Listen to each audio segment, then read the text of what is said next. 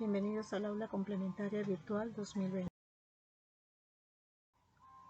Tema 9, sinalefa, métrica de versos para los alumnos del quinto grado de primaria.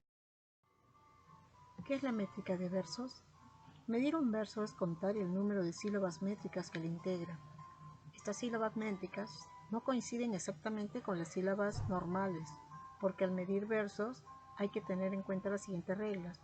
Para medir un verso hay que tener en cuenta la sinalefa y la acentuación de la palabra final del verso. La métrica de un poema se ocupa de la versificación, es decir, de cómo se construyen y combinan los versos de una composición poética. El esquema de métrica de versos es el siguiente. Medir un verso consiste en contar las sílabas, pero hay unas reglas a seguir. Una de ellas es la sinalefa, que es una licencia poética usada en la medición de versos en la poesía. Si una palabra termina en vocal y la siguiente empieza en vocal, se cuenta como una sola sílaba. En el corazón tenía la espina de una pasión. Antonio Machado. Si el verso acaba en una palabra aguda, se cuenta una sílaba más. En el corazón tenía la espina de una pasión. Pasión es aguda, por lo tanto, a la sílaba métrica se le agregará una sílaba más. Si el verso acaba en una palabra esdrújula, se cuenta una sílaba menos. En la fuente, junto al cántaro, me encontré con tu hermano. En cántaro es una palabra esdrújula, por lo tanto, sumaremos una sílaba métrica en el análisis de la medición de los versos. La medida y la rima de los versos. Para medir un verso debemos contar su número de sílabas. Luna llena, tiene 8 sílabas. Pero hemos de tener en cuenta, como ya dijimos, de una serie de normas o reglas. ¿Qué implica esto? La sinalefa es la que va a determinar. La medida de los versos. Si una palabra termina en vocal y la siguiente empieza con H, se cuenta una sola sílaba y se dice que hay sinalefa. En el mar y en el cielo se acuesta. Tenemos y en una sinalefa y se acuesta otra sinalefa. Licencia poética, la sinalefa, saben que es la unión de una vocal de una palabra con la primera vocal de la palabra que sigue, formando así una sola sílaba.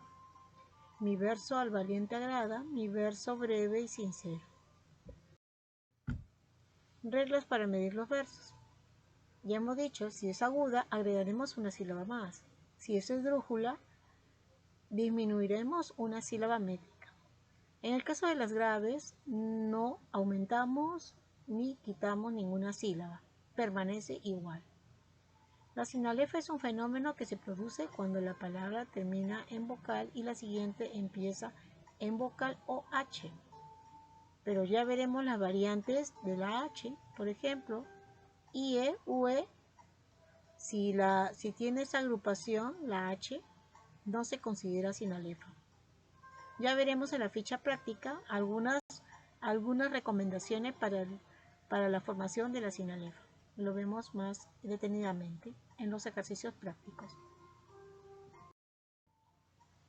Bien, tenemos aquí un ejemplo. Yo no sé, mi dulce amiga. Dulce termina en vocal y la siguiente palabra comienza en vocal, por lo tanto se forma una sinalefa.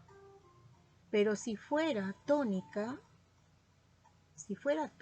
la última sílaba y termina en vocal, allí no se formaría una sinalefa, por ejemplo. Bien. Entonces, tener en cuenta esas 3 recomendaciones de la sinalefa.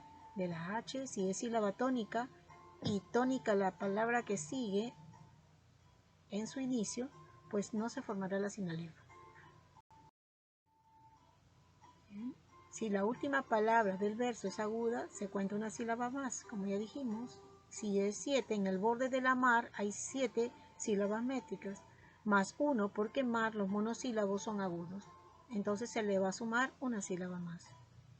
Si la última palabra del verso es esdrújula, se cuenta una sílaba menos.